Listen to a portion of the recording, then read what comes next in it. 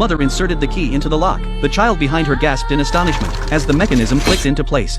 The door to the ancient house truly swung open. They were returning for the first time to the ancestral home left by their great-grandfather. Everything here filled them with wonder. In the hall stood a magical tree. But their mother warned that its fruits were deadly poisonous. Even more astonishing, a miniature kitchen sat upon the dining table, with a gas stove that still ignited. Yet it was clear the place had been uninhabited for years. Mushrooms sprouted from the ceiling, and told the children that secrets lurked everywhere here. They had moved to the ancestral home, because their parents had just divorced. Seeing the moving truck arrive, the sensible Alice began cleaning, but her two younger brothers were captivated by the old house. They entered a room, and noticed several claw marks on the wall. Eerie occurrences soon followed. At night, Jack heard knocking sounds. Terrified, he tried to wake Simon. But the boy was fast asleep, so Jack grabbed his fencing sword as a weapon. Jack followed the sound to a wardrobe. He flung open the doors and thrust his sword inside. To his shock, the blade bent backward. It seemed stained with blood. Just then, the contents of the cabinet spilled out, revealing a terrifying face. But upon closer inspection, it was a portrait of a cannibal painted by his great-grandfather. And this omen proved accurate. A carriage pulled up on the bridge. A man stepped out,